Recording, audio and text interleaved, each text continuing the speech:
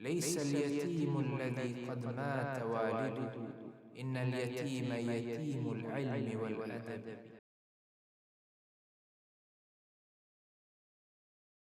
Bismillahir Rahmanir Rahim. Assalamu alaikum wa rahmatullahi wa barakatuh, and a warm welcome to yet another enriching episode of Conversations with the Author, presented by the Islamic Literary Society.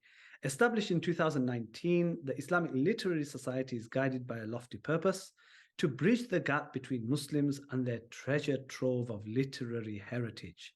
Our mission is to cultivate a genuine passion for reading and writing within the Muslim community.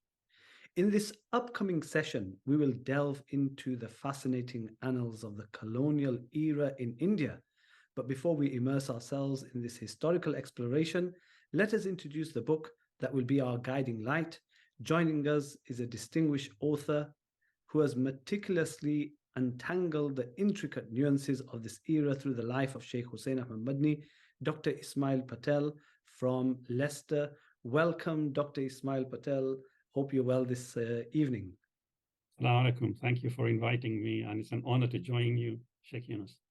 Wa alaikum assalam wa rahmatullahi wa barakatuh. So, the book that we are dealing with today, you've got it in your background, I've got it on my foreground. It's the biography and memoirs of Shaykh Husain Ahmed Madani, which was originally written in Urdu Naqsh Hayat, and you, Dr. Ismail, have decided to translate this into English and to bring it in a language which people will understand. So my first question is, why did you work on this particular book? Maulana, it's a long story. I got to first hear Sheikh Madani and his personality about 30 years ago, I would say. And it was one of those moments where my eyes lit up. You know, it's like giving a little kid some candy and gets excited. And I got excited for several reasons. The first is, I suppose, it shattered certain impressions that I had of the ulama, or how I saw myself, the ulama, and particularly ulama of the past. And he really came and showed me that there was completely a different context and how they operated. And I suppose simultaneously, it challenged a lot of Eurocentric narratives in which, in particularly the ulama, the people who are subjugated and colonized, are always represented as, you know, a third-class citizens, to say the least, or people who could not empower themselves. They did not have their own vision. They did not have their own language, and they could not formulate their ideas. And here was an individual who completely shattered all those myths and impressions that I personally had, and what I was reading about sort of represented in the academia, and in particularly, as I say, from Eurocentric perspective. And therefore, I wanted to bring this, what I had felt, into the social arena.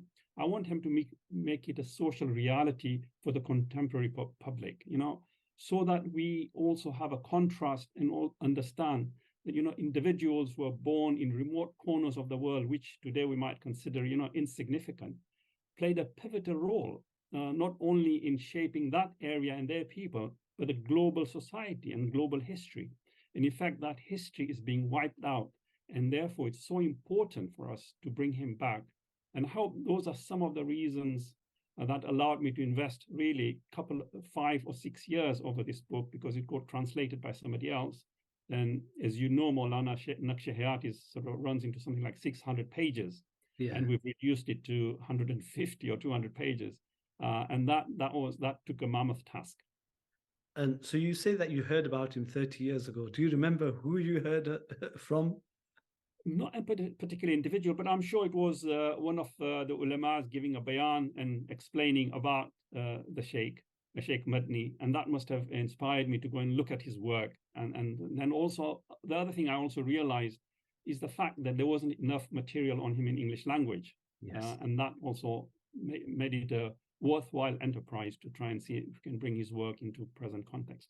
But I suppose you touch on something very important here, is the need to sit in the gathering of the ulama who try to remind you of the scholars of the past, the events of the past, which should be, you know, main course discourse within us. And I think that's very important as well. I think that's a really important point, Dr. Ismail. So as you mentioned, you know, Naqsh Hayat, the original Urdu is about 600 pages. and you've truncated it into about 160 pages, and then you've got a few appendix at the end. So what approach did you adopt in translating Naqsh Hayat? The original Naqsh Hayat is biographical. Shaykh Madani wrote his book with different individuals. In fact, if you read Naqsh Hayat, it's not about himself. He spends, I would say, 80% or even up to 90% in the book talking about other individuals who are involved in the freedom movement, who are involved in educating him, or who impressed upon him. And therefore, it's biographical. Therefore, each individual he introduces, he will go that same event repeated in different individuals, as you can imagine, hence it's so long. And he is also very meticulous about the time, in particularly in reference to the British colonization of India. So just to give you one example, he talks about the price of rice. Now, what he does is he traces the price of rice from his grandparents to his parents and himself, and shows how, while the production of rice was the same, the prices started inflating because of occupation. So those kind of stuff I had to edit out. So first thing I did was, of course, edit out the things that I felt were not relevant today, and we could summarize them within a sentence, which he took paragraphs over. The second was to change the biographical approach to a chronological approach, therefore take it through dates and put the individuals together in which he explains. That allowed me to reduce the whole content from, say, 600 pages to about 160. SubhanAllah. So, the point that you make around 80% of the book is not about him. Even though it's, and having read the book, you're absolutely right. But I mean, let's start from the beginning. Tell us about the background of Shaykh Husain Ahmed Madani, his spiritual background, his intellectual lineage. Where did Husain Ahmed Madani come from? To understand Shaykh Husain Ahmed Madani, rahmatullah, I think we need to understand 7 individuals. And they're key in his life, and in fact, not just his life, but Indian subcontinent and Islamic scholarship. I would go as far as saying global Islamic scholarship. And these 7 individuals, we start with Shah Waliullah Delhi. He passed away in 1762, again, just to give us context. He is an individual who emerges in India at a time when there's a disintegration within the Mughal Empire. There is no coordination within the Muslims, and Muslims in particularly are a total disarray. There is internal strife, and he tries to revive the Muslim community and also try and bring about some sort of coherence, so there's a political structure in which Muslims can operate. And he's instrumental. And there's one madrasa that is important for us to remember later on, is he studies in a madrasa called Rahmiya Madrasa, which was built by his father. And Shah Waliullah's son is the next individual, Shah Abdul Aziz.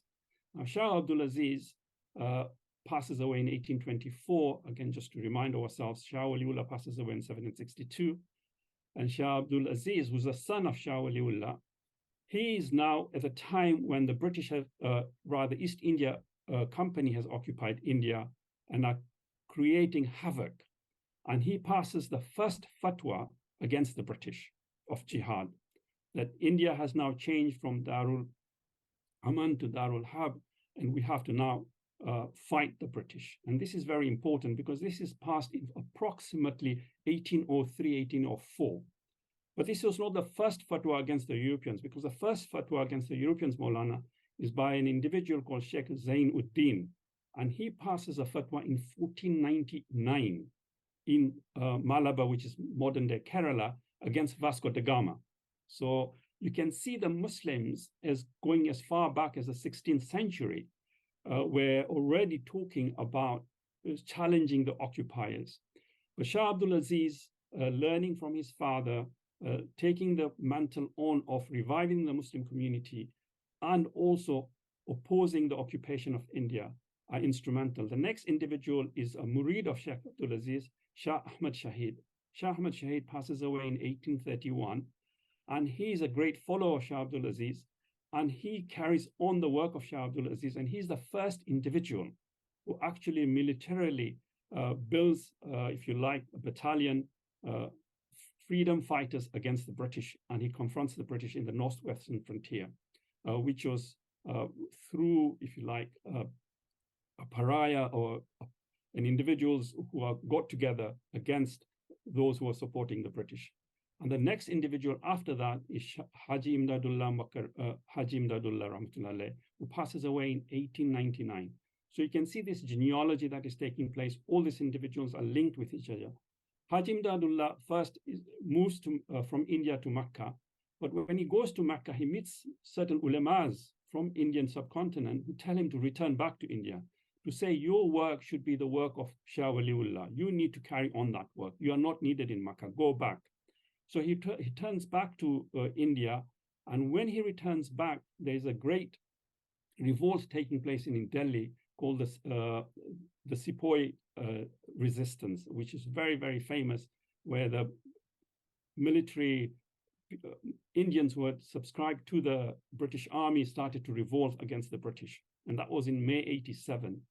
Is that 1857? That 1857, excuse me, sorry, 1857, in May 1857. Now, what happens is the Muslims now are now concerned as how to react, whether do they support the sepoys, they remain silent, or side with the British. And here, in particularly, Haji Imdadullah Rahmatullah gets together with two main scholars who are very pivotal again, Sheikh Rashid Gangohi Rahmatullah and Sheikh Qasim Nanwati Rahmatullah. And they decide to support the sepoys and establish an army. And this is important. And we rarely hear about this. Yes. But Haji Imdadullah himself becomes the Amir of a battalion. Sheikh Rashid Gangohi is the Qadi, and the army chief is Sheikh Qasim Nanwati Rahmatullah. And they start to militarily go against the British. And at this stage, there's a great debate amongst the ulamas. And some ulama come to Haji Imdadullah to say that this is not the right time for us to fight the British. We don't have the military power, we don't have the infrastructure, they will annihilate us. And Sheikh Qasim Nanwati Rahmatullah says something amazing in this gathering. And he says to them, are we even weaker than what the Sahabas were at the time of Badr? Subhanallah. Subhanallah. And everybody went quiet. So 34 ulamas immediately signed the fatwa. This is the second fatwa of jihad against the British. And they pick up arms. And of course, the British go on a massive rampage where they kill over 27,000 Muslims. You know, this is a horrendous massacre of the Muslim taking place in Delhi. Muslims were putting pig skins and thrown into sort of hot water, or burning oil. Masajids were massacred, sort of desecrated. Muslims were hung by lampposts wherever they could be found. And at this stage, all the three main players, Haji Imdadullah, Sheikh Gangohi, and Sheikh Nanwati, had to sort of go underground. Haji Imdadullah then returns back to Mecca, and that's why he's known as Haji Makki as well, as a brief name. Yeah. Qasim Nanwati Rahmatullah is one of the individuals the British could never catch. He never actually got arrested by the British, but Rashid Gangohi Rahmatullah got arrested and actually ended up in prison. Yeah. Right. Now, all these individuals that I've mentioned so far, as you can see, they're chronologically both in terms of bayah, but also in the outlook and in their vision and in their expression of what they should be doing, were following each other. The most important person to Shaykh Husain Ahmed Madani was Sheikh Mahmud Hassan. Now, Sheikh Mahmud Hassan was, of course, spiritually under the guide of Sheikh Rashid Ahmad Gangohi and Sheikh Qasim Nanwati, who were his spiritual guides. Now, both the scholars, Sheikh Gangohi and Maulana Nahmati Rahmatullah, had now what had happened after the British had gone on a massacre, they had destroyed the madrasa that I'd mentioned, Madrasa Rahmiya, in which Sheikh Waliullah had studied. And this was a spark. This was one of the many reasons, but this was a spark that they realized that they have to now re-establish a madrasa in which they can re-educate the Muslim community. And hence they decide, in particular, Sheikh Nanwati Rahmatullah is the pivotal player here in establishing Darul Deoband in 1866. And the first student to register in this is Sheikh Mahmud Hassan at the age of 15. So he becomes the first student. And of course, Sheikh Mahmud Hassan will then become the main pivotal instrumental guide to Sheikh Husain Madani Rahmatullah.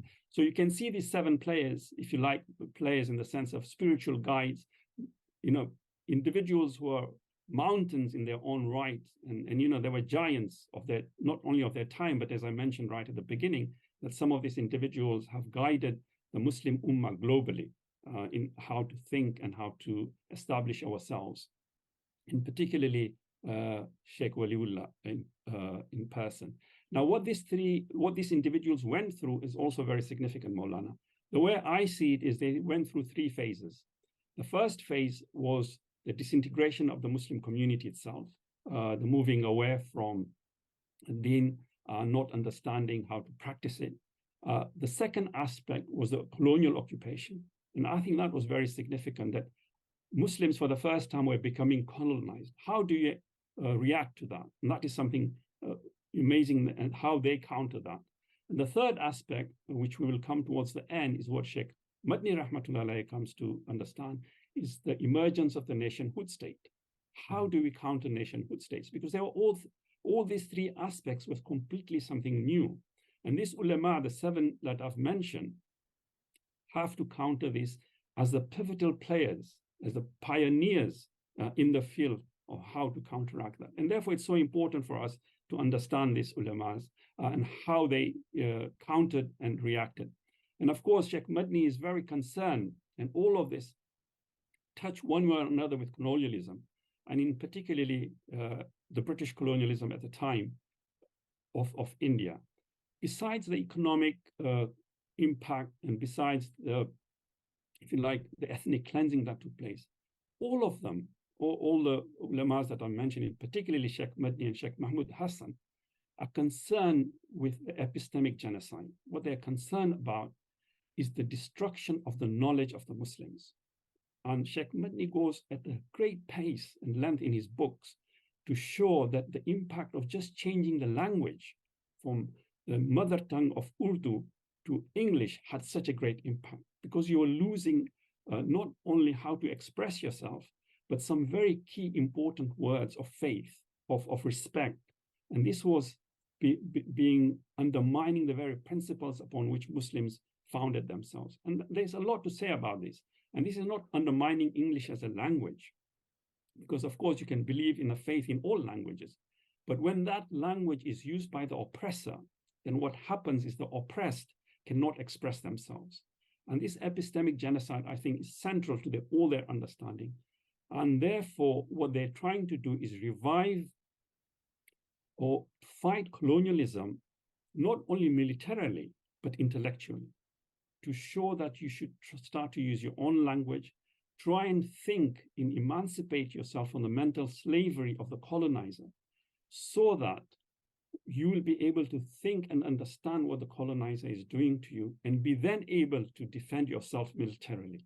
So militarily, yes, was necessary, but what was more important is to shape and to preserve your faith and your language, language not in the narrow sense of the language of as in Urdu or English, but the language of respect, the language of equality, the language of justice, so that you can propagate your deen itself. So I suppose that's the summary of his predecessors, in which Sheikh Madani is. We have to understand Sheikh Madani, his context, and how his, if you like, intellectual life is governed.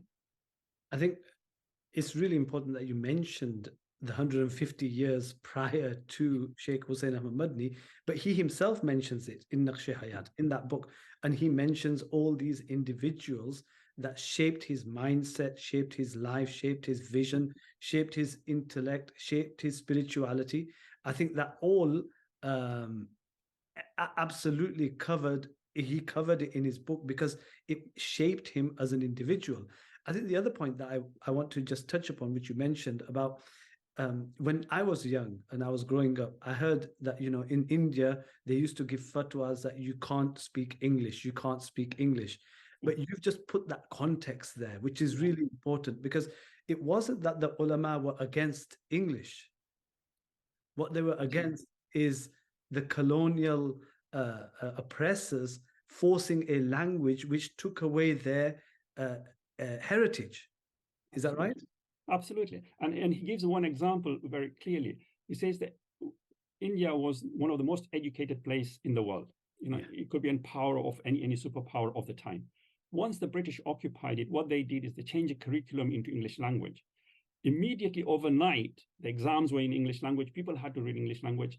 The academic level dropped because students fail exams, right? It was an overnight thing, but that's just one example, a practical example of change of languages and why it was so important. But more importantly is what you've mentioned and what I've also emphasized, is the fact that the English language was not just simply another form of speech. It was a speech of the oppressor in which the oppressed were being told to surrender their rights. And that's the important fact. And that's what they were defending against. So this fatwa wasn't against English language per se. It was against the means of enforcing something upon them. Yeah.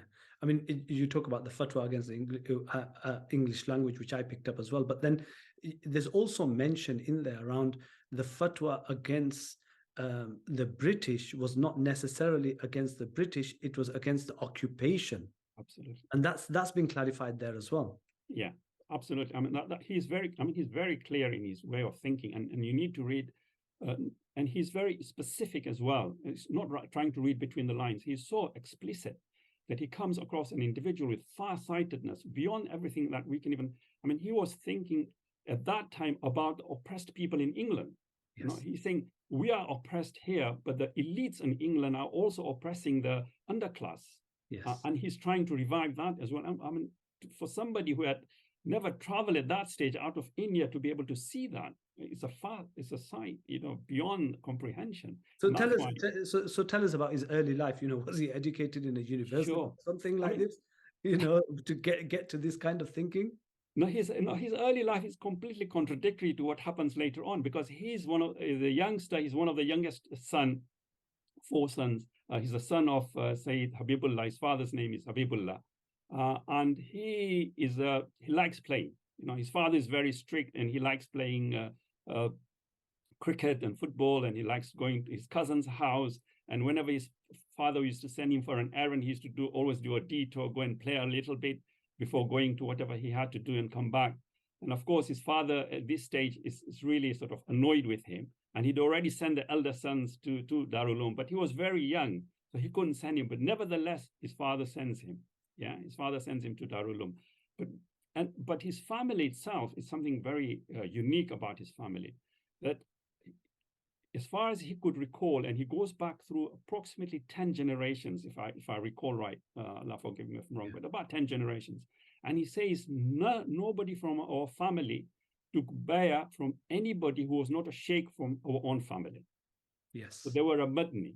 So all the mashaykhs were always Madani, and their families always took bay'ah from a Madani, right? And that shows the great lineage that he has. So he has a great lineage, but he as an individual, as a youngster, is not very strong. And the first person to deviate from taking this bay'ah away from the family is his father again. So you can see there is a revolutionary, if you like, to put it politely, streak within the family. And his father, of course, doesn't take bay'ah from just any ordinary individual, but from Ganj Muradabad, rahmatullah alayhi, a great scholar, great Sufi sheikh. So his father takes bay'ah, and his father is the first individual. And there's a great frowning within the family and community to say, how come you deviated from the family norms? You're going outside the family. But he says, what, this is the individual I feel most close to, and he can reform me. And so at a very young age, he's now then sent to Darul Uloom, Deoband, at the age of 14.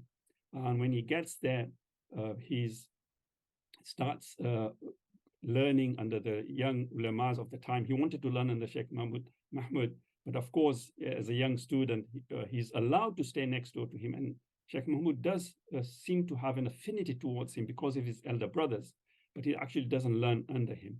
And he's there for 6 years until 1897.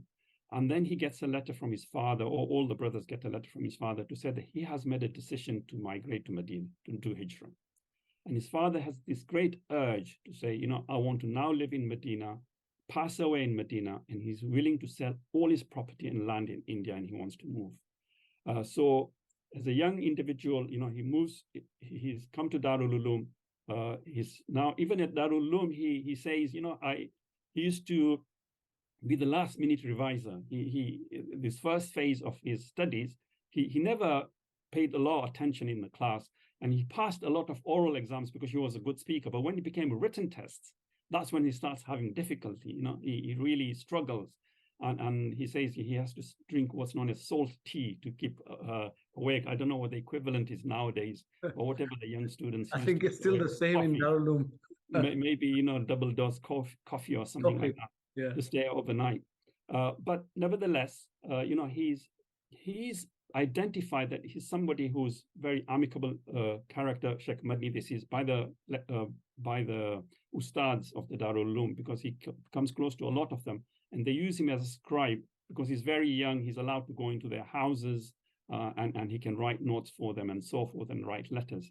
But his father, as I say, in 1891 sort of decides that, he wants to move away from India and wants to go to Medina. So the first thing they do, him and his brother, they say, before we move, you must take bayah. And they approach Sheikh Mahmud Hassan, and this is something very beautiful, to say, please take our oath that we would like to become your disciples, your students, your murids. And Sheikh Mahmud refuses. And Sheikh Mahmud never took bayah while Sheikh Rashid Ahmad Gangohi was alive. So he directs them to go to Sheikh Rashid Ahmad Gangohi rahmatullahi, to say, you go there and take bayah with Sheikh Rashid Ahmad Gangohi rahmatullahi. And this is amazing. Sheikh Mahmud Hassan then walks them to the train station. Yes. Now, these are young individuals. Sheikh Mahmud Hassan is at this stage is now a rector of Darul Uloom Deoband. But yet he walks them to the train station and he gives them one specific advice, that whatever you do, it doesn't matter how many people are in front of you, even if it's one or two, make sure you do not stop teaching. Right. That's one advice he gives them. And then he sends them off to Gangohi. When they arrive in Gangohi, he is actually quite perturbed at this stage. They take bayah, and Sheikh Ahmad Gangohi rahmatullahi doesn't give him any instructions. He accepts the bayah. All he tells them is that when you get to Makkah, go and visit Haji Imdadullah, Makki rahmatullahi. That's all. So he's, scratching his head. He's a young individual. We come all this way. We've taken bayah, and all he's telling us is to go. But nevertheless, the move then takes place. Of course, his father, then there's a long story. In fact, his father was so adamant that this time there was a plague in India. Not a plague. Rather, there was a disease going on, and where they couldn't travel out. And there was restrictions from people from India, and they had to wait something like 3 to 6 months before they could be cleared. And then they were allowed to go to Makkah. And hence they make a move after his father having sold everything with the sole purpose to go for hijrah. I think one thing that happens is some ulamas advise them not to make the niyyah of hijrah, just to make a niyyah of moving, so that just in case that they change their mind and being very young, which they do, but their father doesn't. Their father actually goes with a full niyyah of making hijrah. That's correct. Yeah, amazing. So they moved to Medina Munawwara, and one of the things that they were instructed to do is go and meet Haji Imdadullah in Makkah Mukarramah. Just tell us about that meeting. So, of course, Haji Imdadullah was very elderly by this stage. We were talking about the last year of his life. In fact, it coincides with the last year of his life. He's very elderly. So he was only meeting people, I think, if I remember right, after Zohar time, just for an hour or so, if I'm not mistaken. And they go and visit him, and they give the message, and he gets extremely happy to hear the news that the students of Sheikh Rashid Ahmad Gangohi rahmatullahi have been sent to him. And then he advises them on certain aspects of tasawwuf, and then particularly an idea called pas and nafs, in which you breathe in a specific way and you make zikr. So he's, of course, now Sheikh Madani rahmatullahi is quite now taken by this. And then they also go again to him, Haji Imdadullah rahmatullahi, to just out of his timing, to just see if they could see him. And he welcomes them in. And this time he hugs them. He actually remembers specifically, he says that he stroked our hair, and that had left an impression upon him that he was a young individual, yet Haji Sahib was doing this to him. And he felt really elevated by the fact that he was allowed to be seen out of his normal time. And then he'd been so nice to him. And then they move from, of course, from Mecca to Medina. And as that happens as well, Haji Sam also passes away, and then their life starts in Medina. So they start living in Medina Munawwara. The father has decided that this is where he's going to stay. He's never going to leave Medina Munawwara. In fact, he also says that I'll never go for Hajj because I want to die in Medina Munawwara. So now the family is going to settle in Medina Munawwara. Is he forcing the family to stay in Medina Munawwara? What's he saying to the rest of the family? Now, this is amazing. Now they arrive in Medina, and I suppose one way or another, his father realizes the first thing is that it becomes very difficult for them, as in worldly affairs. I mean, they didn't have a house. Then they started building a house themselves. They tried to have a shop selling dates, but that didn't work out. And they were really struggling. I mean, meals were hard to get by. That's how difficult it became. And each and every one of them was, a position where, they were considering whether they had done the right thing. And the father, realizing that what he had done, maybe one way or the other, he brought all his children together and says, you know what, this is my wealth. I'm giving it or sharing it equally amongst you. Now you are free to do whatever you like. I'm freeing you from anything. You can, if you wish to go back to India. If you want to stay, you can stay.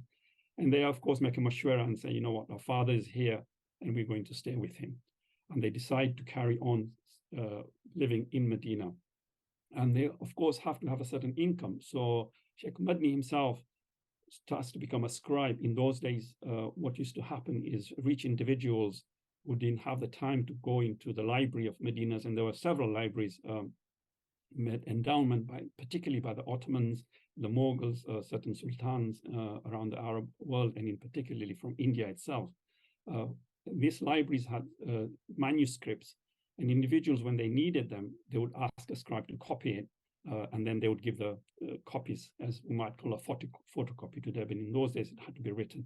And that's the job he gets, or job he tries to, as a freelancer, he tries to earn whatever he can. But that is not really enough. And he starts also teaching. Initially, he only has 2 students. But this is when he remembers the advice of Sheikh Mahmud Hassan, rahmatullah alayh, that, carry on teaching whatever you do. But the life is, Maulana, so difficult for him that his father used to say that I have, not only physically, but he had to bury 44 members of his own family. Yeah. 44 members, and this is a very, very difficult lifespan. And we might think about the greatness of Shaykh Madani, but the fact that he perseveres in this kind of situation, he never gives up, allows us the hint to show us the greatness that will come out of him, or the great man that then he becomes, for the world to appreciate him today. And then, he stays there for a year, and then he returns to India for a trip to go back and see what his father sends him for certain errands. And then he goes back to India in, I think it was 1901. And that's right. He spends quite a lot of time with his Sheikh, Rashid Ahmad Gangohi, rahmatullah alayh. Right. Now, first, obviously, now when he's going back, remember, this is just 1 year. They arrive in 1900 in Medina. In 1901, he's going back. And if you can just recall the first meeting that they had with Sheikh Rashid Ahmad Gangohi, and he wasn't particularly, but when he came to Medina, while the initial meeting wasn't, if you like, as strongly bonded as it was, but when he was in Medina, he started missing him. But then he also realized that he wasn't doing what Sheikh Maki rahmatullah had told him because of the poverty, because he had to work, and also try to teach. So when he gets to back to India, he first goes to Deoband to meet Sheikh Mahmud Hassan. And then because he felt so guilty and so, I suppose, lousy about himself, he hadn't done the right thing. So instead of taking a rickshaw in those days or a train from Deoband to Gangohi, which is something like 45 kilometers, and that 45 kilometers, I estimate, takes between 9 to 12 hours walking journey, Maulana, Yeah. So what he does, he walks it.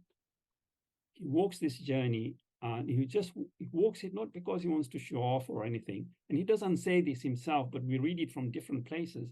Is in this journey, he really cleanses his heart. He tries to see what went wrong and how he will be able to meet his Sheikh, what face he will be able to show to him. And in a way, this hard journey of 9 to 12 hours walk from Deoband to Gangohi is a way of cleansing himself and presenting himself to his sheikh to say that he is basically, the lowest of the low, yet please take me back in. And alhamdulillah, of course, as soon as he goes there, Shaykh Rahmatullah welcomes him, and he spends something like 2 months with him. And this is something immensely beneficial to him. And he talks about it at length in his books, in which he becomes spiritually very close to the Shaykh, and also learns the many aspects of tasawwuf, in which the different aspects of making zikr, being close to Allah subhanahu wa ta'ala, and becoming firm in what you believe. And that, I think, cleansed his not heart only, but his mind and way of thinking, because then that opens up everything, and he can see things much more clearer than an individual like us, most of us. But while he's there, his wife passes away. So you can see there's so many hardships are taking place simultaneously in his life. But also something great also happens while he's in the Khanqa. You remember, he's still a young individual. Sheikh Gangohi Rahmatullah makes him his Khalifa at a very young age, and I estimate this is around 20, if not younger than that. Yeah, he becomes a Khalifa. Yeah. And then of course he goes back to Medina. He also sees a few months. Yeah, and he also starts seeing lots of good dreams as well. He sees the Prophet ﷺ in his dream, which he mentions quite a few times. That's right. Yeah. Now, what happens, as you mentioned, he goes back to Medina, and then he gets a job at a madrasa called Shamsiya Bagh Madrasa. And then he starts teaching for free at Masjid al-Nabawi. He was teaching there earlier, but at initial stages, the first year, he had very few students. But now he comes with a new vigor, reinvigorated from his time with Sheikh Gangohi Rahmatullah alayh, and he starts teaching in a unique way. Up until then, most of the scholars used to teach with a kitab in front of them and make references while they were reading the kitabs. He does it with memory. And he does it with memory not because not because he had a great memory, but because he worked so hard. So before every lesson or every night between after Tahajjud and Fajr, he used to study before presenting. And this was a very rigorous, and his schedule is phenomenal, Maulana. He used to give 13 lessons per day, 13 lessons. So he used to give 5 after Fajr, 3 after Zohar, 2 after Asr, 2 after Maghrib, and then after Isha. Right? And then on top of that, he used to go to teach at Shamsiya Bagh. And then, of course, because of his style and his eloquency, by now he's also becoming very proficient in Arabic language, extremely fluent. He knows his subjects inside out. He can speak without notes in front of him. All the students are flocking to him from different parts of the world. He's got a big crowd, and 2 things happen here. And I think it's worth pointing this out and how he handles them. The first is, of course, Shamsiya Bagh Madrasa feels slightly underdone that now they can go for free to him. They were losing out students. So he was asked to make a choice. And of course, he decides to give up his paid job and continue teaching free. And that's saying something. Remember, at this stage, Shaykh Madani is still very poor. They don't have enough food in the plate. Yet he gives up the teaching paid job for a free job. And how many people can do that? And these little things, we say it within a second, but the sacrifice that are required. Remember, he's got wife, he's got children, he's got parents to take care of, brothers and sisters and nephews and nieces. They're all living together. All of them are poor. Yet, they're carrying on this because they want to propagate deen. They want to sacrifice their life for this. And of course, the second thing that happens is some of the scholars are slightly envious that this guy comes from India within a few years, and he handles that very, very eloquently in a diplomatic way. He never undermines them, and he simply says, they're all allowed to go wherever they are, and they're free to also come to me. And this experiences really makes him a great individual, and his, of course, caliber shines through his sacrifices. It's not that it's through his eloquence, it's through his sacrifices and his intellect and his knowledge. And that now, of course, he's becoming respected amongst individuals. He also writes a letter to Sheikh Gangohi Rahmatullah, which is very telling. He tells him that, you've asked me to do all this zikr, yet I am doing most of them, but I can't do all of them because my teaching is taking the time away. What should I do? So here's Sheikh Gangohi Rahmatullah replying back that continue your teaching. In fact, increase it. Doesn't matter if you reduce your amount of zikr. Because here there's 2 aspects. One, the way I see it, because the time demanded that what was required was to educate individuals. And that was paramount to the individual, if you like, moral purification. And on the other hand, we can now, with hindsight, also appreciate that Sheikh Madani was an individual that had reached certain height already, who didn't require that anymore. So you can see both of this playing up. And this is the time, as you mentioned, that he has these dreams, many dreams in which he sees the Prophet ﷺ. And one dream in particularly that I recall, which is very pertinent, and he says that he sees the Prophet ﷺ in which the Prophet asks Prophet ﷺ asks him to make requests. Say, make a request, what you want. And he asked that, please make dua for me that I understand and appreciate and be able to teach the books I study. And the Prophet ﷺ nods to that. So, subhanallah, and you can see that, that is really something that manifests. But he also has an out-of-body experiences in that at Masjid al-Nabawi, in which he feels that his body has turned into that of his sheikh, so much so that he bites himself to see what is happening, whether he's actually. Now, of course, if we were to say this out of context, and in this day and age, most probably you think, the individual is losing his mind. But what we have here is not losing of the mind, but it's the dedication of love and affection for one's sheikh, to be consumed in the sheikh's spirituality and having that high level of respect, to be able to walk the path of the sheikh spiritually, then consumes oneself in bodily. Yeah, and that is something that is very profound. And this can only happen when we're on the spiritual path. It can only happen when we have iman and strength of that iman. So I think that is something amazing that is now taking place in the life of Sheikh Madani, from an individual who had come from sort of a little village, India, is now becoming a great scholar in Masjid al-Nabawi and teaching literally hundreds of people, if not thousands, from different corners of the world. And his message and his ways of ideas and thoughts, as far as intellectually is concerned, now is sort of spreading globally. I think Sheikh Gangohi's answer to that question, which he asked about dhikr, I think the other aspect that's really important here is, I think Sheikh Gangohi realized that his audience is international. That's right. Yeah, and the effect that he was having on an international audience, because he's in Medina Munawwara, and there are many sheikhs who from Algeria and other places who have acknowledged Shaykh Husain Ahmed Madani rahmatullah alayhi's skills in teaching, and they are recorded.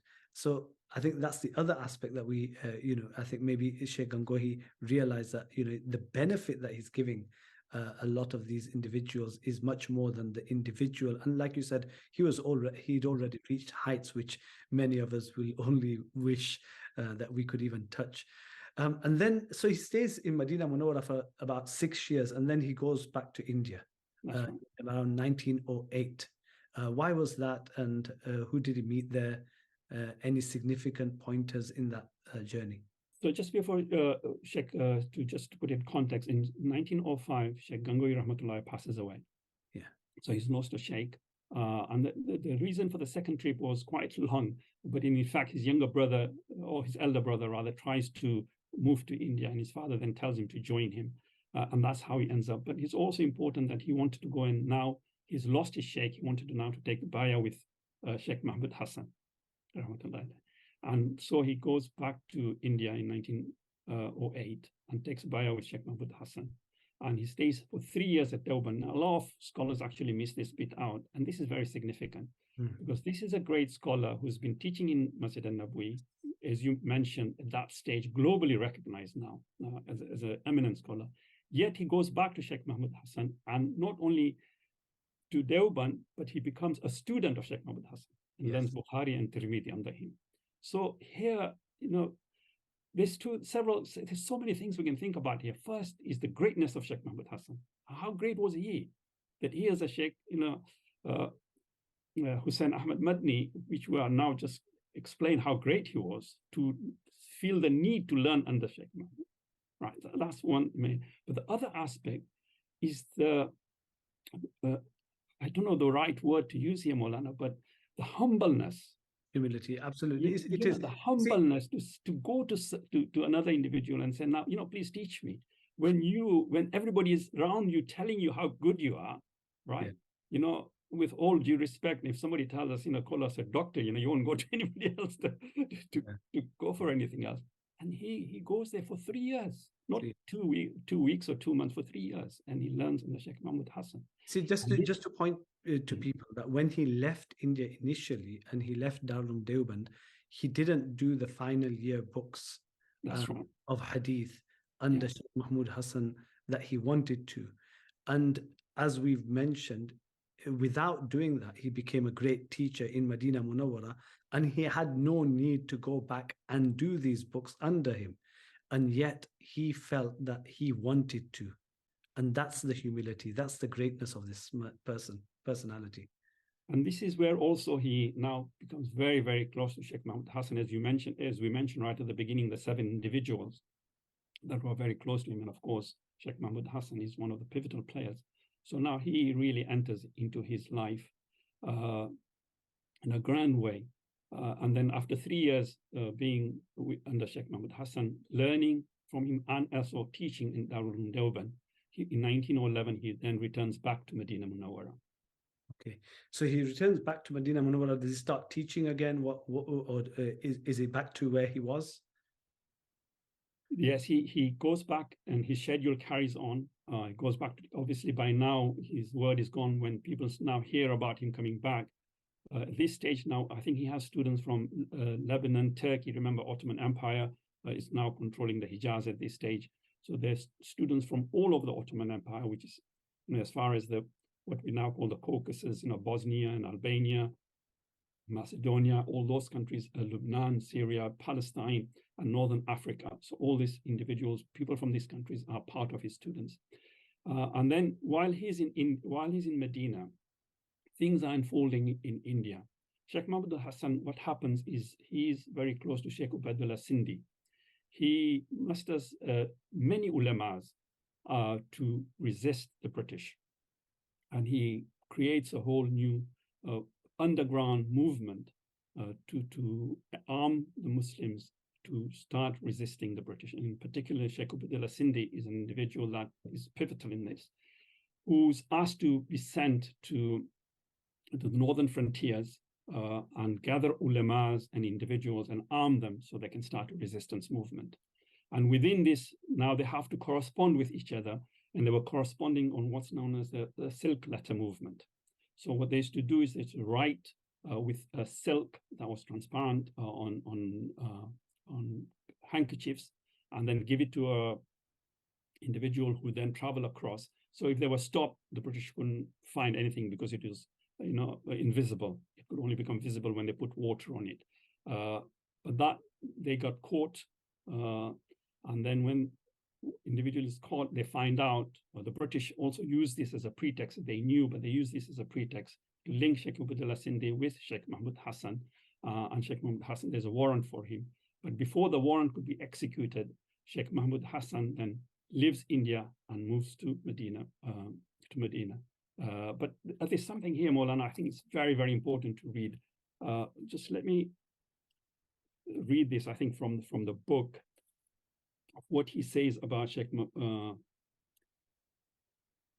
Ubaidullah Sindhi, and how Sheikh Mahmud Hassan recruits Sheikh Ubaidullah Sindhi. Now, Sheikh Ubaidullah Sindhi used to teach. He used to actually be an individual who was very good at countering atheism. Yes. Yeah, he was a professional in that, and he used to have his madrasa in Delhi.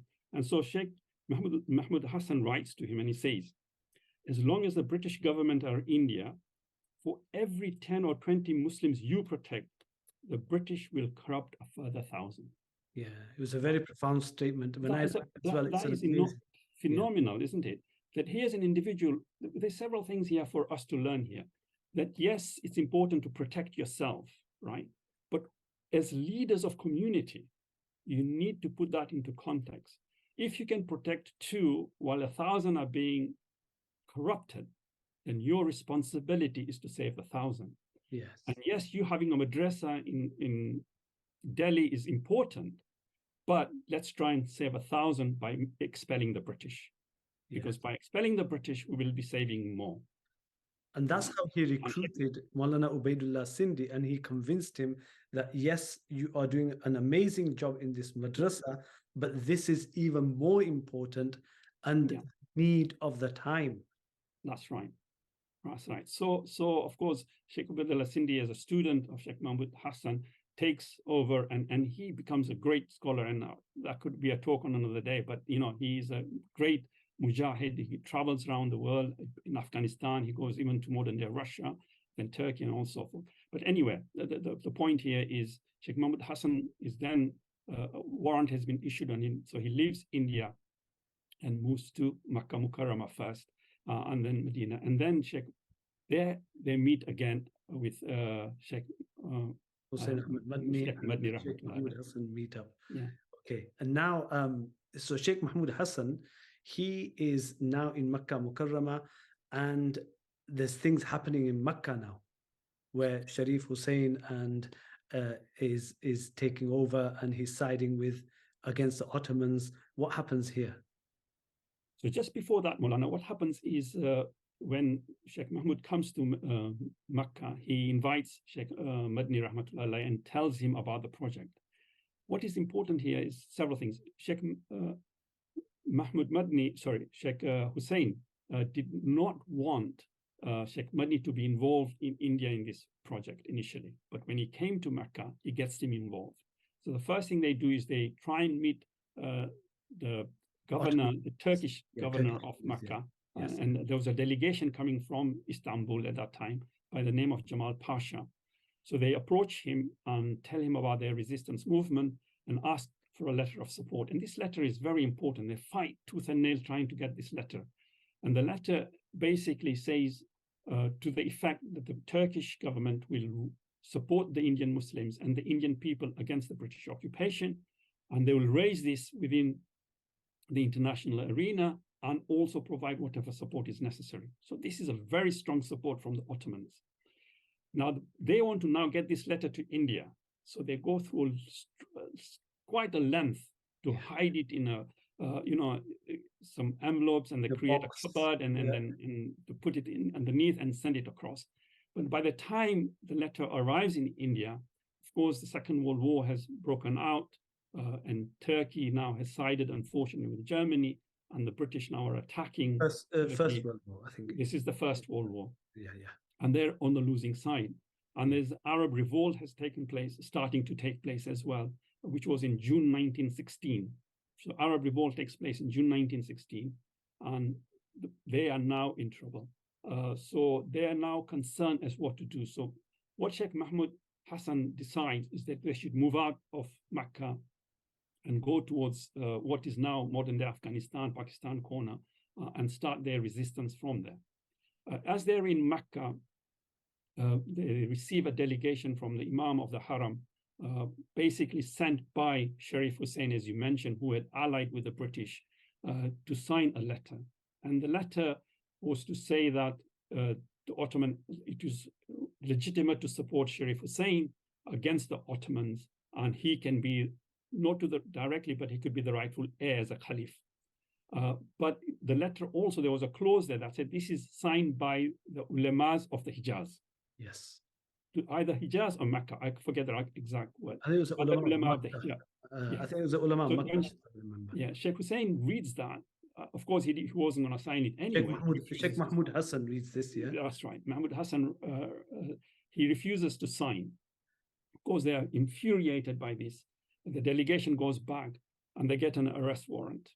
When they get an arrest warrant, before they come back, of course, Sheikh Madani and the delegation with Sheikh Mahmud Hassan had already decided this is what's going to happen. So they ask Sheikh Mahmud Hassan to go underground. So when they arrive, Sheikh Madani is there. Now, this is also important. Sheikh Madani could have disappeared, if he wanted to, but he stays his ground, and he's there, and he's the first person to be arrested. So they arrest him and take him to a jail in Mecca. And then the Arabs, Sharif Hussain puts a communique to say that if Sheikh Mahmud Hassan does not show himself, they will execute one of his disciples. Yeah. Sheikh Mahmud Hassan immediately comes out. He's then arrested and taken to Jeddah. Jail in Now, mid- remember, Sheikh Mahmoud is, Sheikh Madani is arrested first, and he doesn't know what's happening. So when a few people next day go and visit him, what he says immediately is, I want to be transferred with Sheikh. I don't want to be staying here. Again, he understands the consequences of this. I mean, you know, to be asked to be taken to the leader means that you're going to have to be paying a lot of price for this. But he doesn't mind. He realizes that what his responsibility now is to take care of Sheikh Mahmoud as much as possible. So he's now then taken to Jeddah as well. And this, in a way, is something we see the first aspect of renditioning. We've heard of the word renditioning during the war on terror. But what happens here is the Arabs do the arresting. Sharif Hussein does the arresting, but it is the British who take them over. Yeah. The British then take them over from Jeddah and then take them to Cairo. When they arrive in Cairo, there is a kangaroo court. Of course, Maulana Bandi doesn't use the word kangaroo, I'm using it. He calls it the military court, as polite as he is. And then they realize that the charges they've been brought for has got nothing to do with the letter. It's got nothing to do with the Ottoman Empire or not signing or not supporting Sharif Hussein. It's to do everything to do with their resistance and their freedom movement against the British in India. Yeah. And the charges are brought up against them. Of course, nothing is found. And then they're shipped from Cairo and shipped to Malta. So now we have Sheikh Mahmoud Hassan and we have Maulana Husain Ahmed Madani, rahmatullah alayhi, both of them in jail in Malta. So, you know, how do you describe this Malta? You know, I think in the book, I'm not sure if you mentioned it, I think you do, that it's the modern day, it's the olden day Guantanamo Bay. Absolutely. So the first thing is there's no rule of law. The fact that there was no charges, there were charges against them, but the fact that they were not found guilty, they're arrested, as I mentioned to you, as renditioning, you know, by one group, taken by another group. And these are actually international pirates, and that's the way we should see them. That's what's happening here. And when they arrive in Malta, they are put in tents. So it's a caged prison, of course. They can't get out of it, but there's no buildings. And they arrive here around January, February. So it's very, very cold. The 1917 January, February. It's very, very cold. And they're put in tents. So they have to live in tents under very cold condition, and a very harsh situation where there's food only given once a day. There's no heating system. And remember, these individuals, all of them are from a very hot climate. And they've been living in Sheikh Madani's case, he was in Mecca for most of his life at this stage. Sheikh Hussein. Sorry, how many people were in this prison? Eventually, I mean, we see there's 3,000 prisoners. Yeah. There's 3,000 prisoners finally, Maulana, at one stage. All over? All over. So wherever the British had occupied. So we have people throughout the North Africas, Middle East, even they also ended up with some Germans at that stage, you know. So they also had Europeans. And what happens is, as time goes along, Sheikh Madani, in particular Sheikh Hussein, of course, is put through, they have a very strict routine of zikr, tafsir, hadith lessons, physical exercises. And they used to, Sheikh Madani, rahmatullah, who used to, he proofread the Quran translation of Sheikh Mahmoud Hassan. And this was not completed by them, actually, by the way, Maulana. It was, as we know it, this was completed later by Sheikh Shabir, and it's known as Tafsir Usmani. So Tafsir Usmani was written or started in Malta prison by Sheikh Mahmoud Hassan. And several things happen here, and the reverence that Sheikh Madani shows for Sheikh Mahmoud Hassan is phenomenal, because Sheikh Mahmoud Hassan at this stage is old. He had arthritis, but he used to get up for tahajjud. And of course, as I mentioned to you earlier, it was very, very cold. So what Sheikh Mahmoud did, Madani did, is at night, he used to use the leather cloth, leather bag they used to have. He used to fill it with water, tie it to his stomach, and go to sleep. So this was after Isha, of course. So that when he got up for tahajjud, it was lukewarm for his sheikh to do wuduing. Now, I mean, that's just, you know, sacrifice at a level that we cannot even comprehend. And he had so much concern for his sheikh. And this is not just bowing to authority, or, you know, I have to say this because nowadays you have to be so careful when you give this example. You think, you're being dictated upon. No, this was pure love. This is respect. This was to show an admiration. And through that, they became great scholars that they were. This was not imposed upon him. Nobody asked him to do this. And he wasn't curry favoring anything. He wasn't going to get anything extra in a prison. So this was his own devotion. And you can see his magnanimity, his ability to be so concerned about his sheikh, and he did that for him. So he used to tie the water around the bag, or the leather bag around his waist and around his stomach, so he stayed a little bit warm, so the sheikh could have this. He also, Shaykh Madani, as you mentioned, although he'd become alim second time around, going to Darul Deoband, but he never was a hafiz. He became a hafiz in Malta. So he memorizes the Quran in Malta prison. As the time goes along, all these now prisoners start respecting them. And there's something about this, and when you read that sentence, you have to ask yourself that these are most people that are prisoners were either generals or involved in military or in a bureaucratic way, very high positions in different parts of the world. So much so that even at one stage, a stage arrived when the British prisoners, the guards, we used to take their hats off when they used to pass his cell, right? This was when they were transferred from the tent into the main building. And in that respect, and Shaykh Madani writes that when they used to do this, Shaykh Mahmud Hassan never even looked up. Let them do whatever they like. He carried on as if life was normal, because he was so focused on what he was doing. But life was very difficult, although we can respect all the sacrifices and the respect they got, but they got the respect for the massive sacrifices that they carried on and the vision they had. What they also realized here, because this was a great, almost a university for anti-colonialists, because you had here prisoners from almost throughout the British colonial empire, from different parts, who are now, every news they received of the British defeat, they do celebrate. And that's one aspect of it. But they used to exchange notes.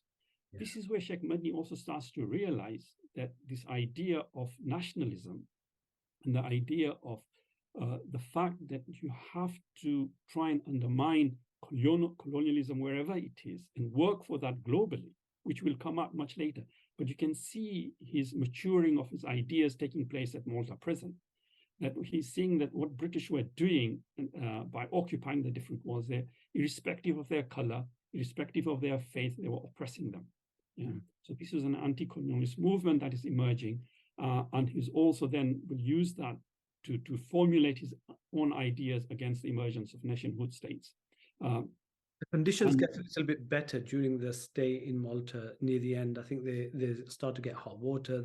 They start to get a little bit of heat. As you say, as the respects, they earn the respect. They earn the respect. They don't demand it. They earn the respect of their sacrifices.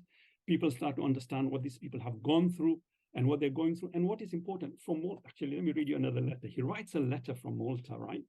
From Malta prison. Now, imagine this is a equivalent, as I mentioned, today's Guantanamo Bay, and he writes a letter, right? This is a very short letter. I'll cut it short. So we have to fight hard. Now, this is a letter. Remember, every letter that is being sent from the prison is being read, right? And they knew that. Yet this is Shaykh Madani writing to somebody in India. We have to fight hard. The Quran and Hadith call us to this path. So until we achieve the desired independence from the British, we must continue. And it's a very long letter. But what this letter shows you, that it didn't matter to him. Life, the way what we measure as success, what we measure as valuable, was different. What they emphasized on value was completely different.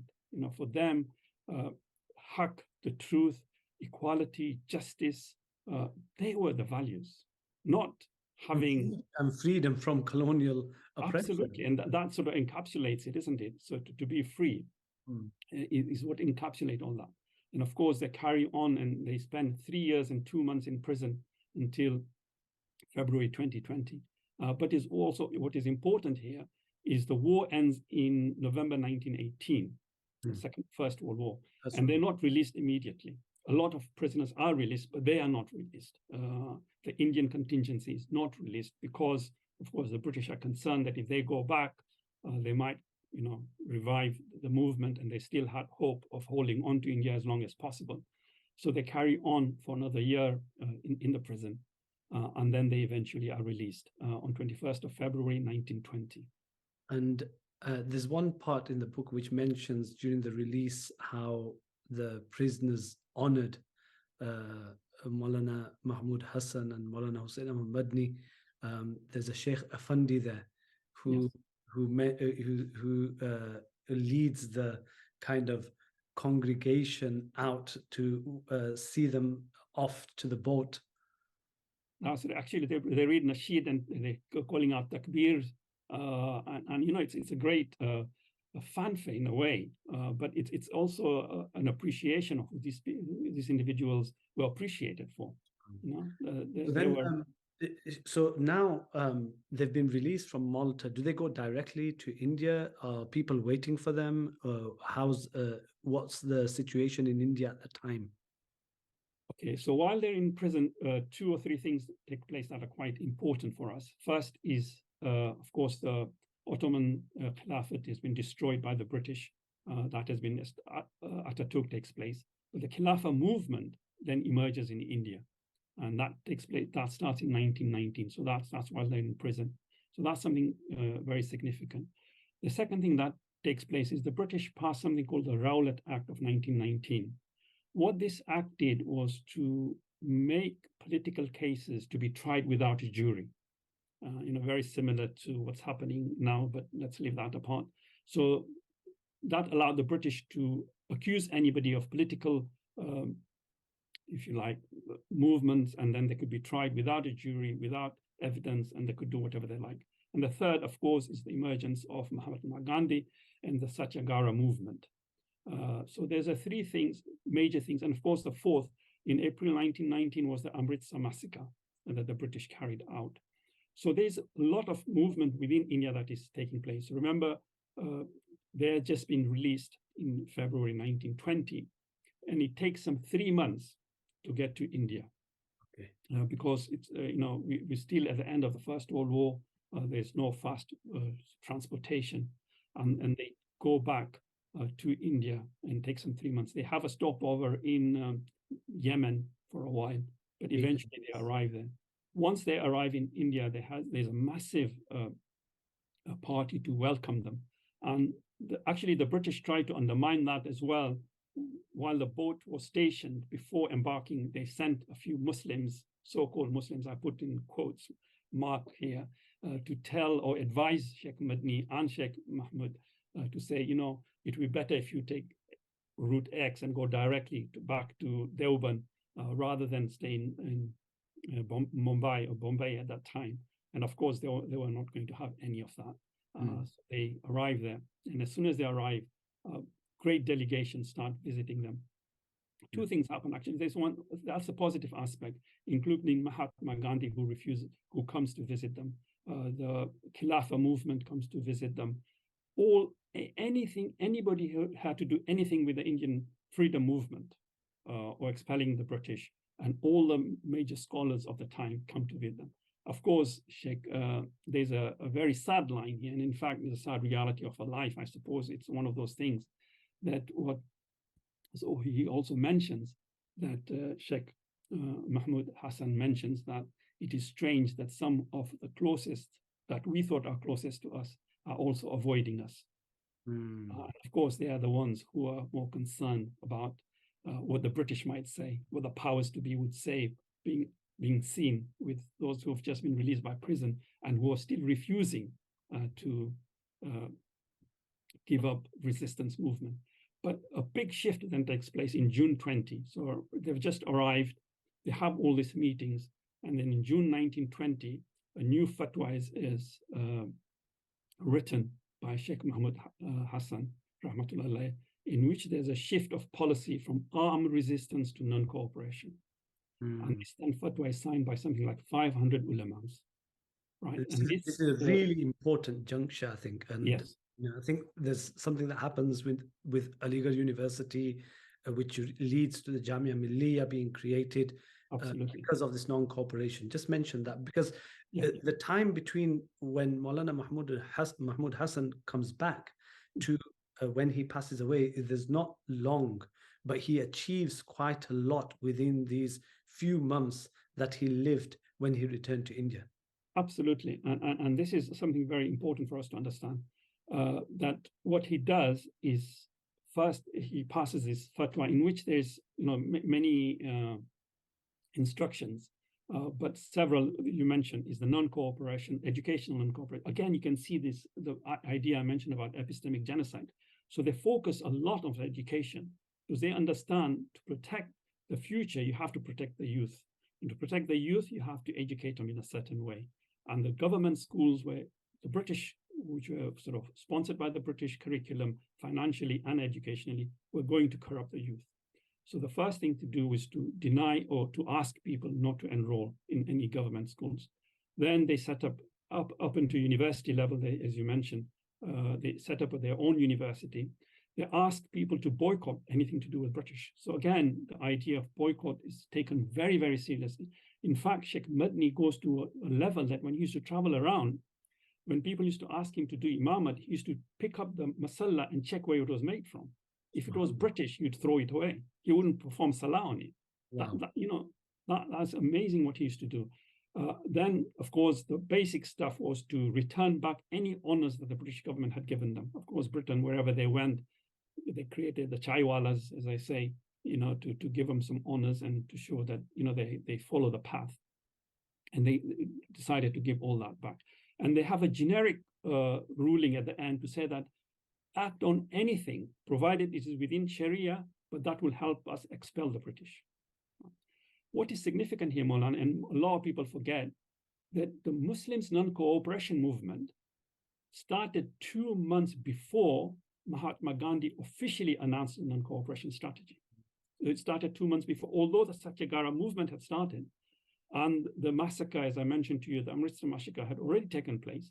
The actual official announcement of non-cooperation only took place after the ulama, 500 ulama had signed the fatwa, and then Mahatma Gandhi then uses that as well to sort of mobilize the Muslims.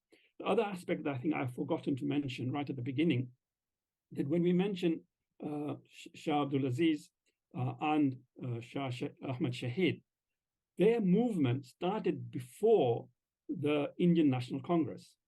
Yes. Indian National Congress comes a lot later. Way after. And Indian National Congress doesn't come as a movement for liberation of India. They enter as a bureaucrats to lodge the complaints of Indians against the British to the British government. So they are almost a halfway house to just go to the British and say, look, this is what is happening, please help us, right? So they're an intermediary. They were not a resistance movement. So it's the work of the ulamas, and particularly the ulamas that I've mentioned, who are the pivotal players, and the Muslim community par excellence, with, of course, Sheikh Muhammad, if you read his book in Naqsh Hayat, Maulana mentions that Sheikh Muhammad Hassan used to have a special house where he used to get non-Muslims within the resistance movement. Koti. Where he used to get them, and they used to work in united fashion. So there is a unity here between Muslims and non-Muslims, but the leadership and the sacrifice that was given by the Muslims to liberate India against the British occupation is second to none. That is something, we need to appreciate. And this is what I mentioned right at the beginning, what, my eyes sparkled, that we need to bring this in our discourse. This is something, we should, because socially be what should be discussed. Why is it peripheral? And these guys, these individuals are so great that some of the people we study or children study now are in parallel, minors, Mickey Mouse, literally, And this non-cooperation was so important that what did they do to Aligarh University? Yeah, exactly. They're absolutely, nothing. And then, of course, to carry on with our conversation before we get sidetracked, Sheikh Mahmud, as you mentioned, passes away in November 1920. So that's, just a few months later. Just before that, I mean, he went, even though he was very elderly, he had pains in his joints, he felt it really important to be there at the foundation of Jamia Millia University. Absolutely. And not only was he in pain, Maulana, he was carried on a wheelchair, where it wasn't a wheelchair, on a chair. And his address was given by somebody else. Yes, but Maulana Shabir gave his address because he couldn't speak. He wrote the speech, he approved it, and it was given by Maulana Shabir Sahab. And that's how important he felt to be there as part of that non-cooperation. Yeah. It's that importance, as well as I mentioned, it's their life. This is what they felt they had to do. This became their way of thinking. I think for us, we are so far away from sacrifices and so far away from vision. We don't have that investment in something apart from ourselves, that everything else becomes secondary. Our needs are primary, and therefore that's important, and everything else is secondary. For them, it was the other way around. And if we can only learn that from him, from the scholars that we've mentioned, I think we will go a long way. And that's very important. I mean, if you think about ourselves, what we give preference to is really, at the end of the day, it's to do with ourselves, our own personal priorities. But they were completely the other way around. So November 1920, Maulana Mahmud Hassan passes away. Unfortunately, Shaykh Madani is not present. He's on travels where Shaykh Mahmud has sent him somewhere.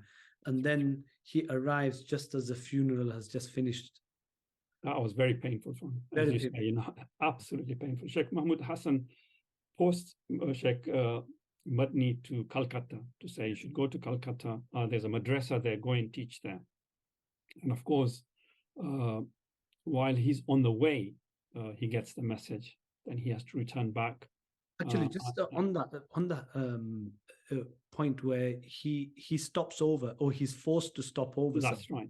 And that's forcing us incredible. So he's forced over in a town that I forget, in a village. But the reason they stop him is because they want to have a debate between the Sunnis and the Shias, because there were Shias in the town, and they felt that this debate should take place. Shaykh Madani thinks about it, and of course, initially he says no, but then he thinks, you know what, I need to stop here. So he stops, and he goes to this debate. He goes to the platform, and the first thing he says, that while we are occupied, while we have so much issues, why are we fighting amongst ourselves? Or why is it necessary for us to see who's better at debating? And that he kills the debate. This is not the time nor the place for it. We have better things to do, and we should invest our time for that. This is really important. It's Amroha, where he stopped off. I've got it here. And yeah, Amroha, that's right. Amroha is where he actually... They wanted the debate between Sunni and Shia, and he said, what is more important at the moment? Is it you two fighting with each other, or have we got better things to fight, and more important things to fight? Absolutely. And I think, sometimes, the lesson for me here and others is sometimes we get engrossed in petty fights within ourselves when there's greater enemies who are destroying us. Absolutely. And he's so profound. As I mentioned, we see this kind of thing throughout his life. I mean, he teaches us lessons on almost every move that he's making, like what he was doing in Medina and then in the prisons. And now this kind of little, it might seem little snippets, but they can, they're life-changing for us. In fact, we can learn so much, and they're so pertinent and important for us here as well. And then, of course, there are many conferences now are taking place where he's invited as the main speaker, guest speaker, in either be the All India conferences, the Khilafah movement conferences, whether it be the Indian National Congress. Now, all of them are working jointly as far as possible. And he's, by and large, if not the main speaker, one of the speakers. He's always there. And then he passes a fatwa to say, or jointly they pass a fatwa to say that none of the British, Indians rather, should join the British Army or cooperate with the British government. Any cooperation was prohibited, right? He gets arrested with half a dozen of others. Now, remember, the Rowlatt Act has just been passed. Evidence is not required. He's been arrested on charge of political maneuvering and therefore agitating the public against the British government, the occupiers. And the charge for that was hanging. Right? If you found guilty, you'd be hanged. So he gets arrested. He goes into court, and he's demanding to have his word. He challenges the judge to say, I want to speak and I want to pass my reasoning. And he goes through, and the judge actually stops him.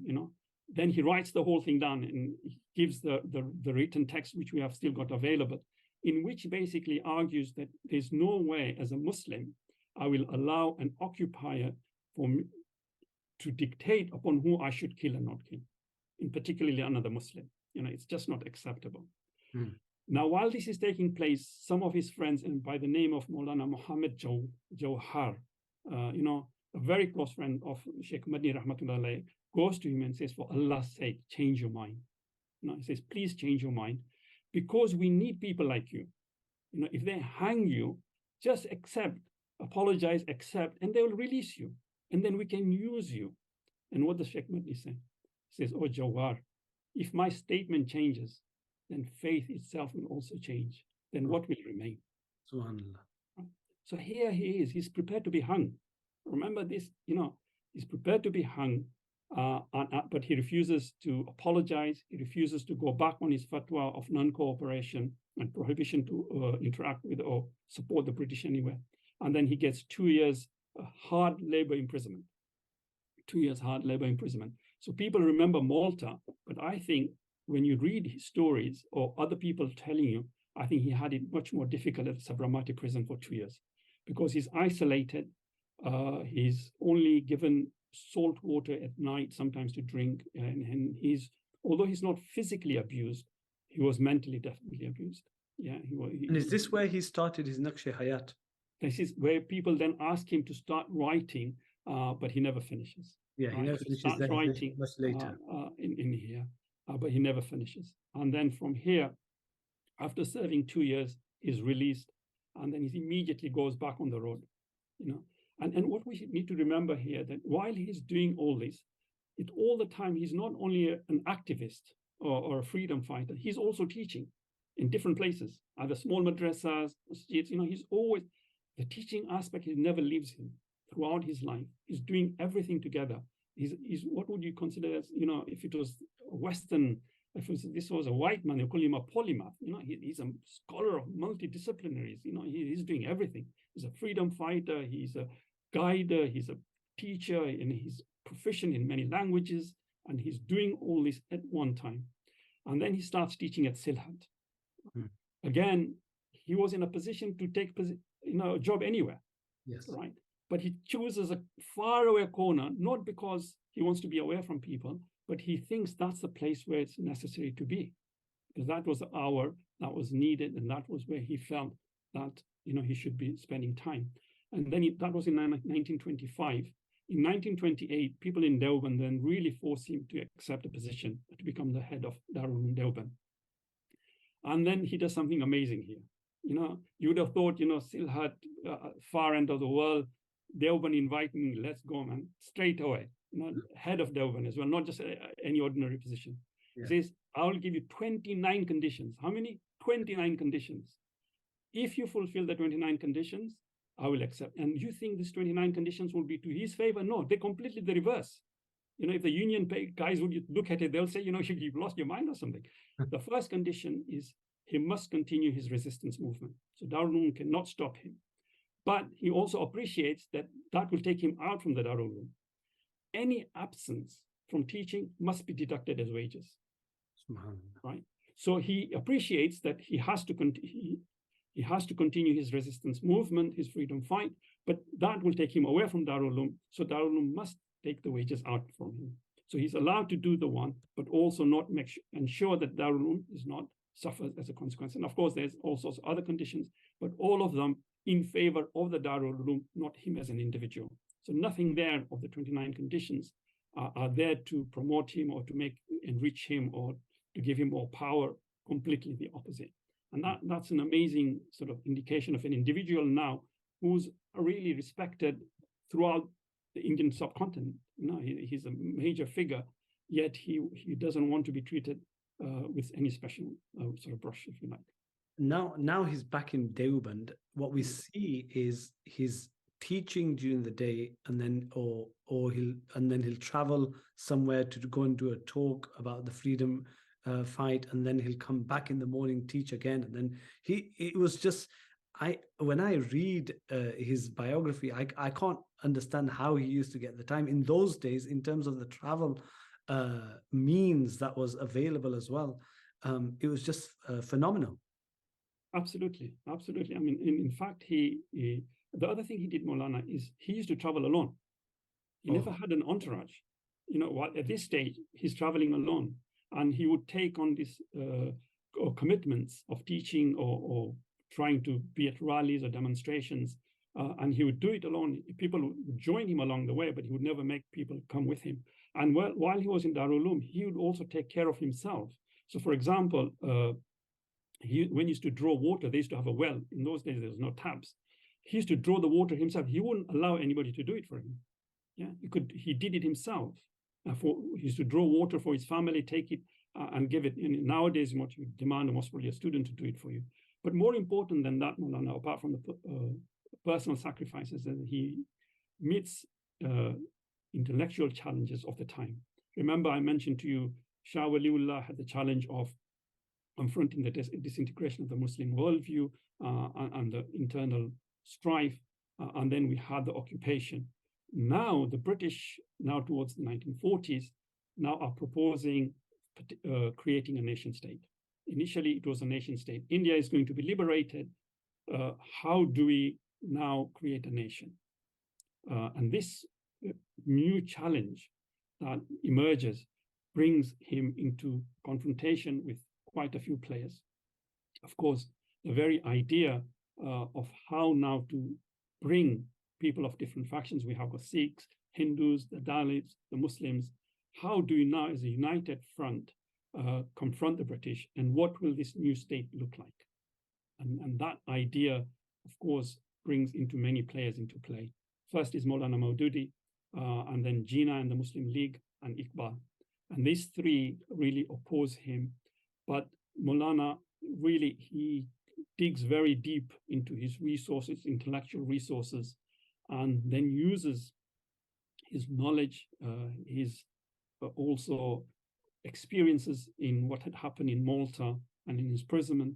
And then he writes his, what I think one of the greatest work that he produces is composite nationalism, in which the idea of Watan, Ummat, Qawmiyat is then brought into fore. And how he then says that, you know, for us to be able to liberate ourselves in a most proficient way is to be united against the British and in a united front. And this is, there's two parts to this. First is to be united so that we are free. But in that context, we will also conserve our wealth and power so that we'll be able to help the others who are occupied globally. Right? So there's freeing yourself, but not for the sake of yourself. It's freeing yourself for the sake of freeing the rest of the globe. And of course, that comes, I see this comes from Malta, that he had seen this in Malta, that, you know, this is not just a question of the British occupying India. This is what colonialism is doing literally around the globe. You know, remember, Britain had occupied something like 3/4 of the globe as we know it. And here's Maulana and trying to bring that to fore and try and understand and see how we can try and get that, square that circle. So he tries as hard as possible. And of course, after one speech, Iqbal then, the poet Iqbal gets wind of it, or he's misinformed, and then he writes a very powerful poem against Maulana Madani. And I think it's worth reading because what comes out later is very significant. So he writes this: Ajam, meaning a non-Arab, still does not understand the mystery of deen. Otherwise, why should there be such a strangeness from Husain Ahmed of Deoband? The melody from his pulpit is that religion comes from nationalism. He is unaware of the position of Muhammad of Arabia, sallallahu alaihi wasallam. Reach out to the chosen one because religion is all his. If you do not reach out to him, you are Abu Lahab. Yeah. It's very sad, right? It's a very, very strong statement. Very strong, very, very strong. I think he took it from the newspapers. Absolutely. So basically, there was somebody in the crowd when he was giving this speech who deliberately misconstrued it when he was talking about unity, to say he translated that as nationalism and as a national front. And in fact, Maulana Madani was completely against nationalism. He was completely against. He's actually concerned about the nationhood state. That's why he writes composite nationalism, that this is what the world is emerging towards, but how do we then handle it? And this is one way of doing it. This is not the solution, but this is how to approach. But what is significant here is, of course, a friend then highlights that to Maulana Madani to say that, look, Iqbal has written this, you need to respond. And he refuses. He says, no, I'm not going to do this. I'm not going to respond. And then he is insistent that please do that. And then he writes a beautiful letter, to Iqbal to say that, in fact, he writes it indirectly to say that those of knowledge should always verify their facts before making an opinion. That's all he says. He doesn't say anything else. And of course, Iqbal then gets the right context of that and then apologizes. Yes. And this is also forgotten. Not only does Iqbal apologize, but then he prints his apology in the newspaper. Yeah. Right. Iqbal then prints an apology in the newspaper that I'm sorry, I misunderstood you, or I was led to misunderstand, and please forgive me. And unfortunately, Iqbal then passes away within weeks after that apology. So they never actually got to meet or share a platform. But this, the people then quote, the reason I quoted the poem is people then just stop at that, but they forget that Iqbal actually apologized for it, for making. So in a way, Iqbal is also, you have to appreciate that he understood that the talent and the grand position of Shaykh Madani and his intellect for that. But then, of course, after that, the idea of petition takes place, and he's completely against it.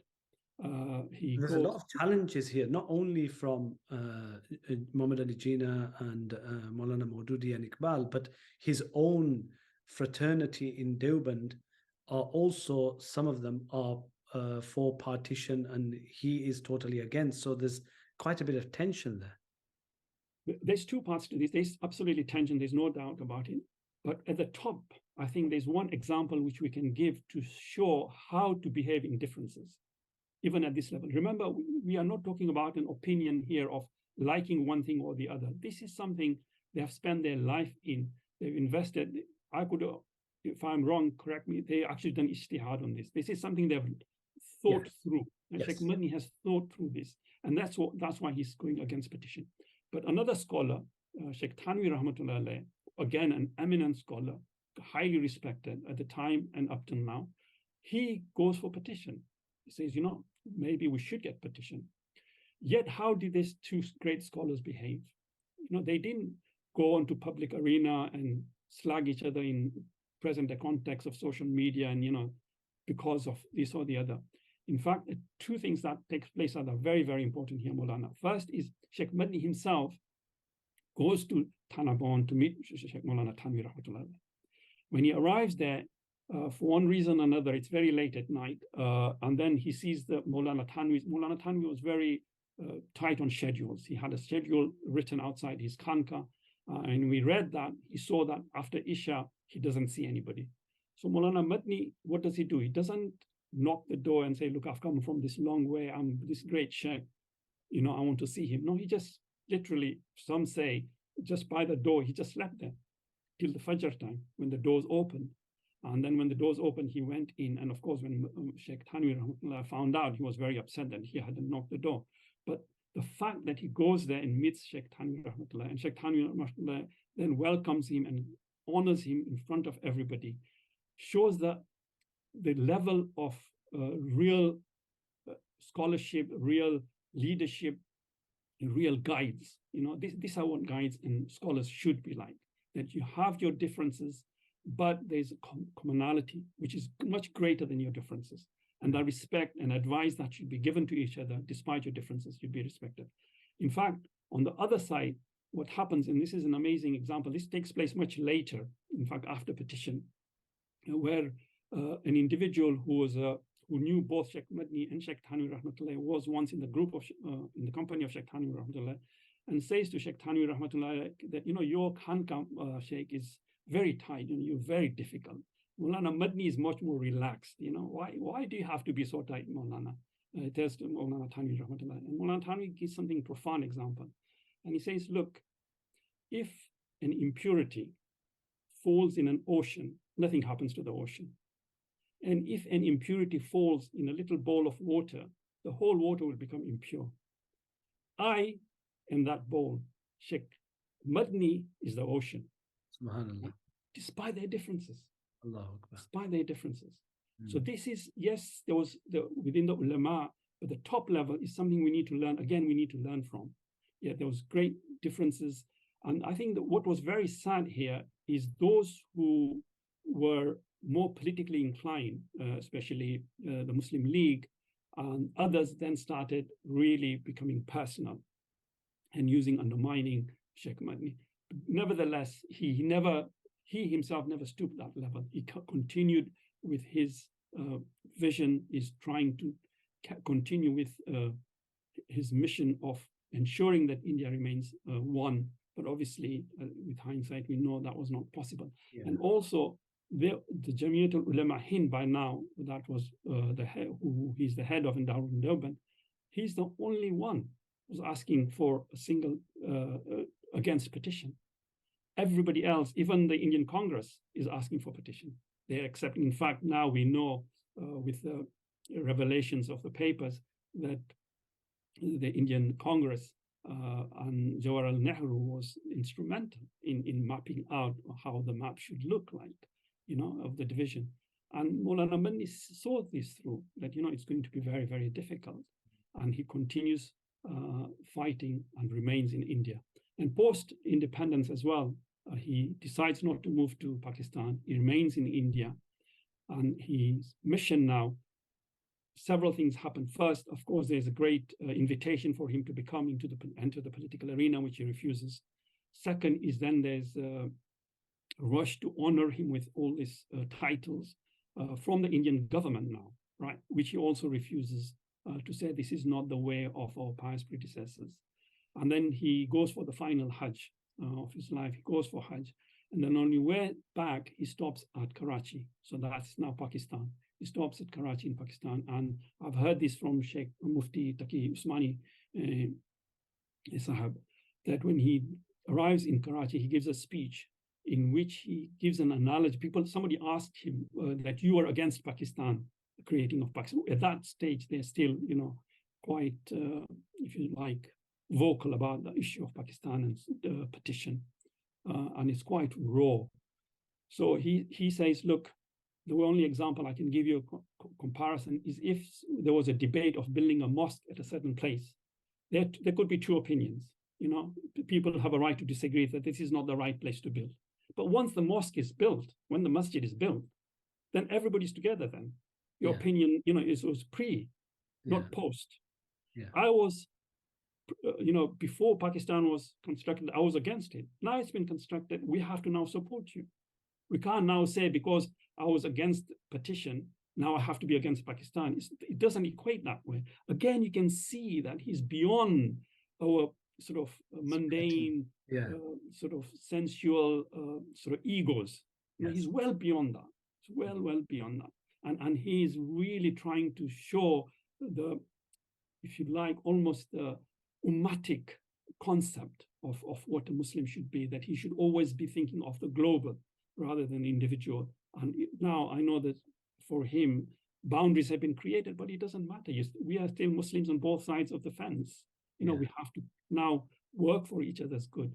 And that is something amazing. And, it's something I hope that people can read the book, study it actually more than read it, and hopefully try and bring that in our life. More than that is we should be able to make sure individuals like this are part of the curriculum that are taught as the great personalities of the world, because they give us a sense of direction more than the people that most of the people we learn about today, especially in British universities and British schools, because here are individuals of high caliber.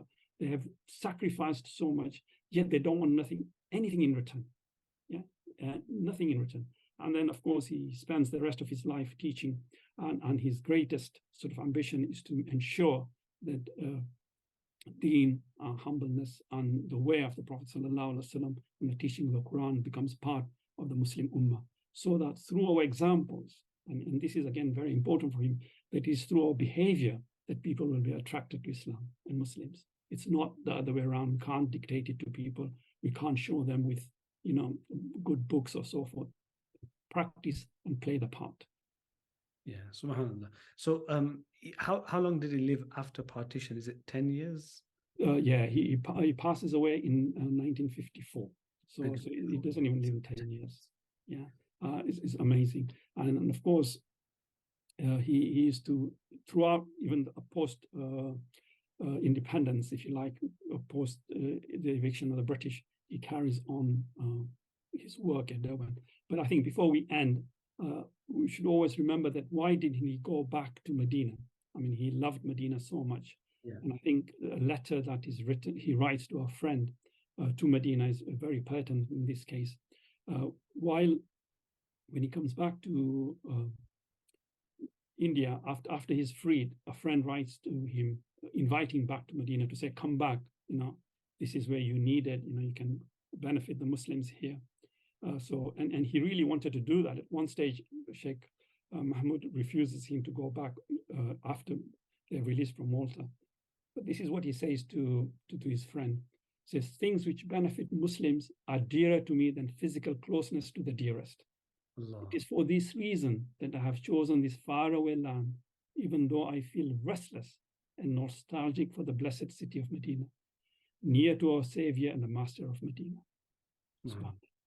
So you can understand that here are the sentiments of the Sahabas, that the Sahabas didn't want to leave Medina. Of course. Right? They wanted to be in Medina, but they understood the greater need to take the deen around the globe. That's why they left Medina. That's why you have Sahabas buried as far as China and, as far as Morocco on this side. Yeah. And this is what Sheikh Madani was.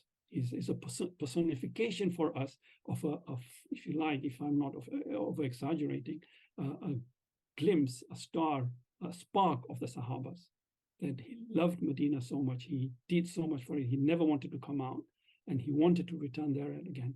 But he also knew that there was a greater demand from him of the time, and he sacrificed for that. I think I think we've learned so much today, Dr. Ismail Bhai, and I think it's a good ending there. Someone who yearned to be with the Prophet Muhammad sallallahu alaihi wasallam, but he sacrificed his own wishes for the ummah. As our discussion draws to a close, we extend our heartfelt gratitude for everyone's participation today. We encourage our valued viewers to actively engage with us through our ongoing projects and initiatives. Stay informed about updates on our website, www.islamicliterarysociety.com. And moreover, we wholeheartedly invite you to contribute your insights, whether by crafting articles, sharing your book reviews, or taking part in upcoming programs. And with these thoughts in mind, I extend my sincere appreciation to Dr. Ismail Patel for gracing us with his presence today, and we extend our warmest thanks to our viewers for embarking on this enlightening journey alongside us. Until we meet again, Assalamu alaikum wa rahmatullahi wa barakatuh.